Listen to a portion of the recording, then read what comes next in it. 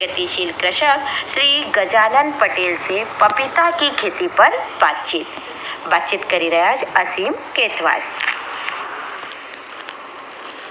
किसान भाइयों नमस्कार। किसान भाइयों, स्थल रिकॉर्डिंग कार्यक्रम के अंतर्गत आज हम जिला मुख्यालय से लगभग 15 किलोमीटर की दूरी पर स्थित ग्राम लछोरा खुर्द में हैं और यहाँ के युवा प्रगतिशील किसान भाई से आज करेंगे पपीते की खेती के बारे में।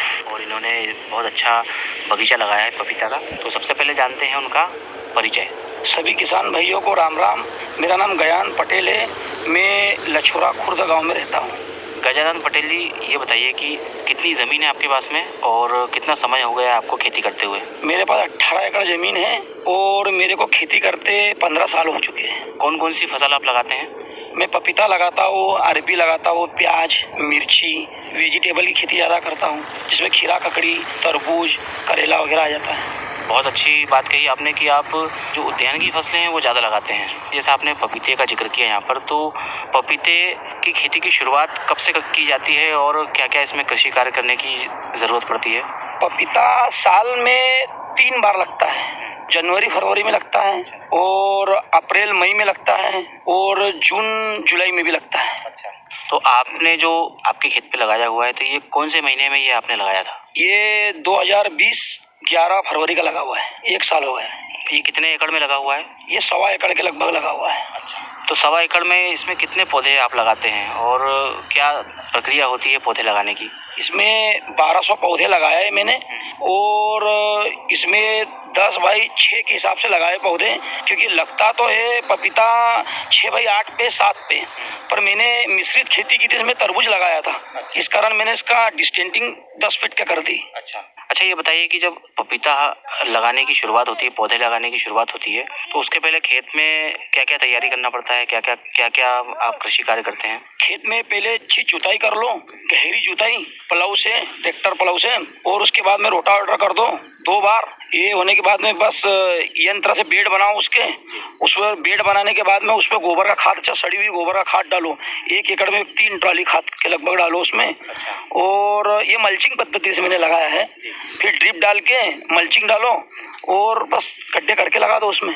तो ये जो मल्चिंग के बारे में आप बता रहे हैं और ड्रिप के बारे में आपने बताया, तो क्या फ़ायदा होता है मल्चिंग पर जब आप पपीता लगाते हैं? मल्चिंग से ये फायदा है कि जैसे सूरज की किरणें मल्चिंग के ऊपर जाती हैं तो रिटर्न होती है, तो जो भी कीटाणु पपीते को क्षति पहुंचाते हैं वो ठंडे समय में पत्ते के नीचे के साइड में आ जाते हैं।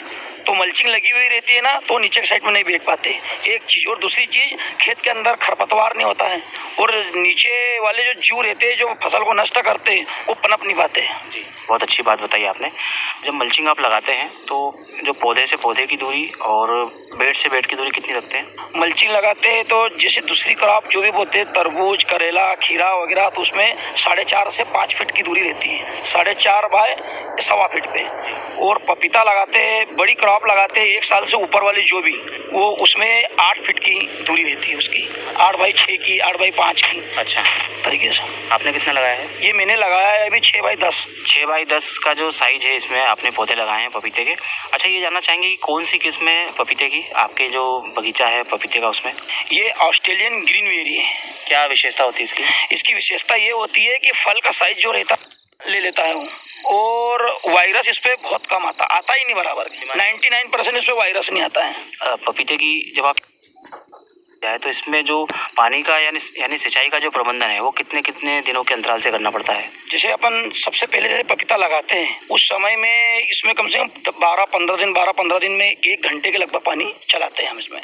हाँ, पपीते के अंदर पानी बहुत कम लगता है। और जैसे फ्रूट्स उसमें लगना चालू हो जाते हैं, उसको 8 महीने 9 महीने के लगभग हो जाता है, तब उसमें पानी 4 रोज 5 रोज में 2-3 घंटे ड्रिप चलाना पड़ता है।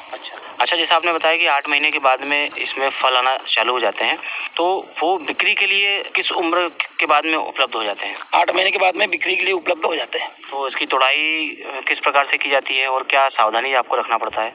जैसे मैंने क्या किया कि ये जो मेरा प्लॉट जितना भी लगा हुआ है ये मैंने पूरा ठेके पे दे दिया है। अच्छा। 5 महीने के लिए 1.25 एकड़ का जो खेत है ना, ये मैंने 4,05,000 रुपये में दे दिया है। अच्छा। तो उसमें वही आते, तोड़ते, रद्दी लपटते उसको और ले जाते हैं, अपना अपना कुछ भी खर्चा नहीं उसमें। अच्छा। अपना यही काम है कि देखभाल करो इसकी और इसमें पानी चला दो। अच्छा। 5 रोज 8 रोज में आधा घंटा पौन घंटा चला दो बस।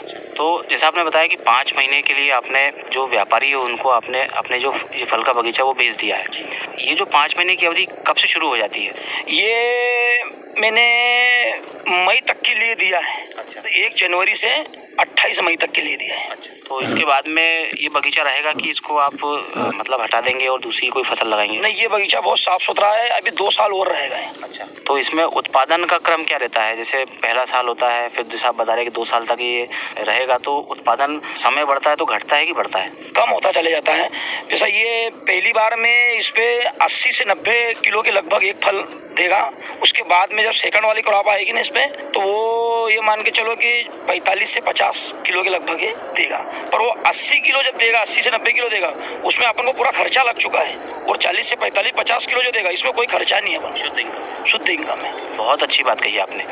आपने 80 किलो और 40 से 45 किलो का जिक्र किया यहाँ पर। तो पहले सीजन में कितने फल बैठते हैं एक पौधे में और दूसरे सीजन में कितने फल बैठते हैं? पहले सीजन में तकरीबन 100 सवा 100 फल के लगभग चले जाते हैं और सेकंड बार में 70-80 फल के लगभग आते हैं इस पे।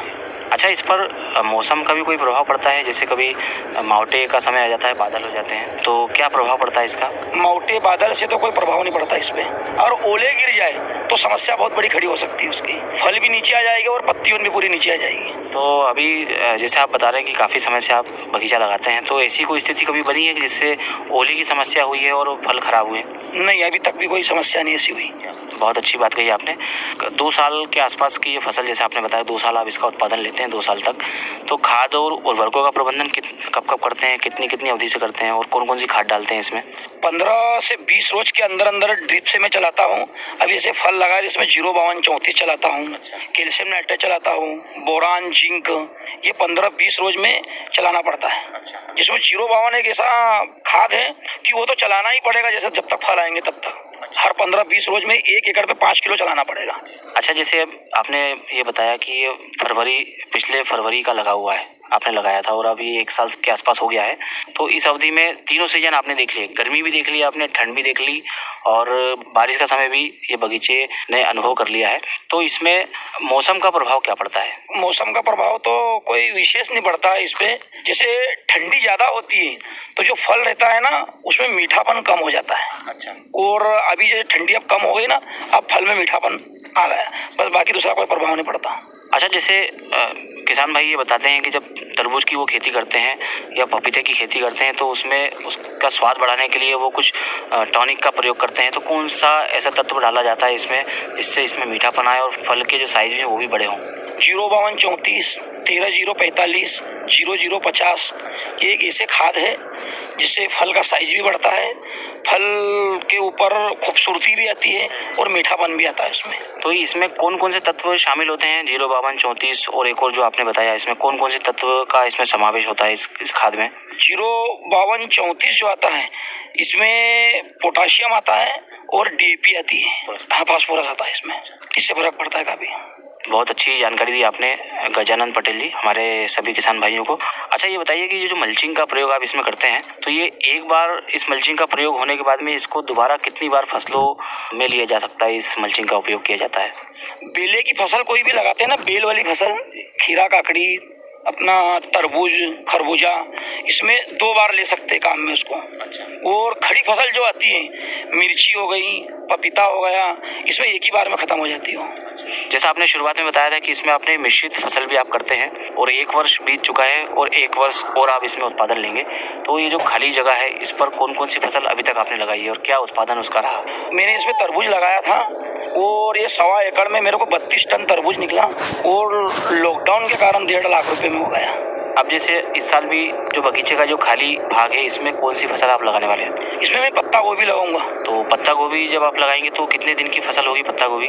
पत्ता गोभी मेरी 2.5 से 3 महीने में कंप्लीट हो जाएगी, मार्केट में चले जाएगी। क्या क्या उसमें ये जो खाली जगह है इसमें कृषि कार्य करने की आपको ज़रूरत पड़ेगी? ये इसमें साफ सफाई पूरी करना पड़ेगा और जो छोटा वाला ट्रैक्टर आता है वो ट्रैक्टर से इसमें जुताई करना पड़ेगा। कल्टीवेटर चला के रोटावेटर करके फिर क्यारी बना के लगा देंगे। अच्छा, ये बताइए कि अभी ये जो खाली जगह है जहाँ पर आप पत्ता गोभी लगाने वाले हैं, इसमें कुछ सफ़ेद सफ़ेद खाद भी दिख रही है, तो ये कौन सी खाद है, इसका क्या यूज़ है? ये डीएपी, पोटास और कैल्शियम नाइट्रेट, जिंक, बोरान ये डाला है ताकि ये जो फल लगे हुए हैं ये इनको पोषक तत्व मिले इनसे। तो जब आप पत्ता गोभी लगाएंगे तो क्या ये खाद का प्रयोग उस फसल के लिए भी पर्याप्त रहेगा कि उसके लिए कुछ अलग से खाद डालने की ज़रूरत पड़ेगी? ये उसके लिए भी पर्याप्त रहेगा, पत्ता गोभी के लिए भी पर्याप्त रहेगा।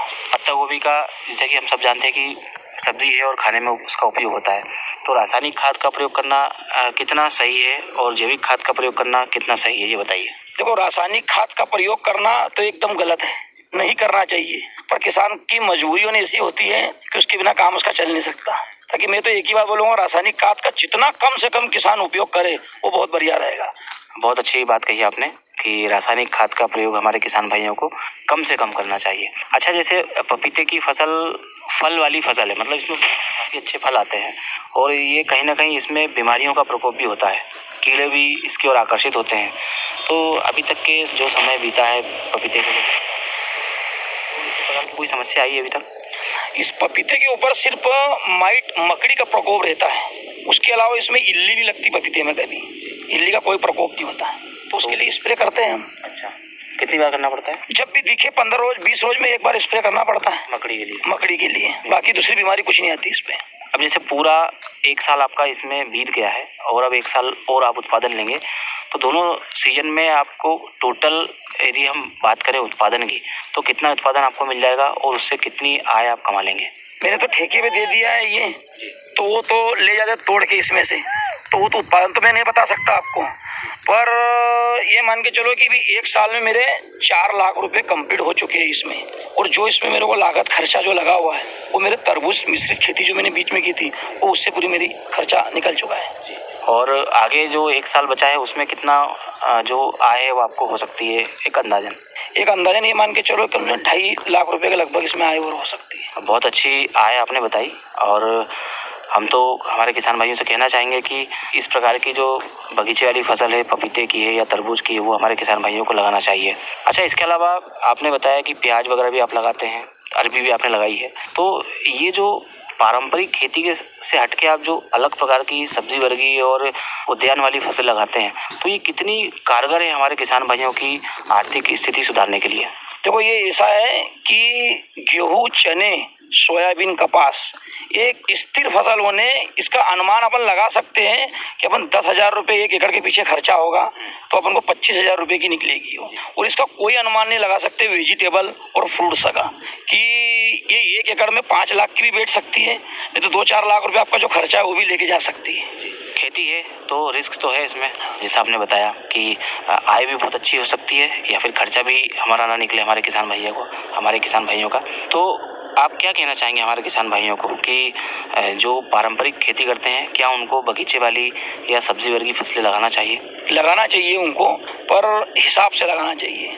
5 एकड़ ज़मीन हमारे किसान भाइयों के पास किसी के पास है तो अपनी जो जिस पर उनको भरोसा है, गेहूँ, चने, सोयाबीन वगैरह, ये 3 एकड़ में वो लगाओ, 2 एकड़ में आप वेजिटेबल कर सकते हो, फल फ्रूट की खेती कर सकते हो।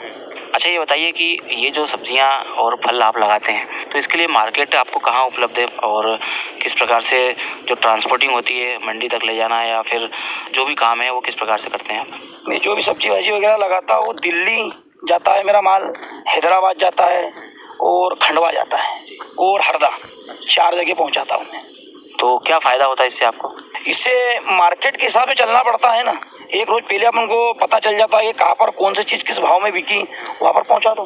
तो ट्रांसपोर्टिंग के लिए क्या आप उपयोग करते हैं? ट्रांसपोर्टिंग के लिए जो लोग खरीदी करते हैं और जो माल पहुँचाते हैं बहुत से लोग आ जाते हैं खेत में, उनसे मिल के उनके साथ पहुँचा दो इकट्ठा माल। बहुत अच्छी जानकारी दी गजानन पटेल जी आपने।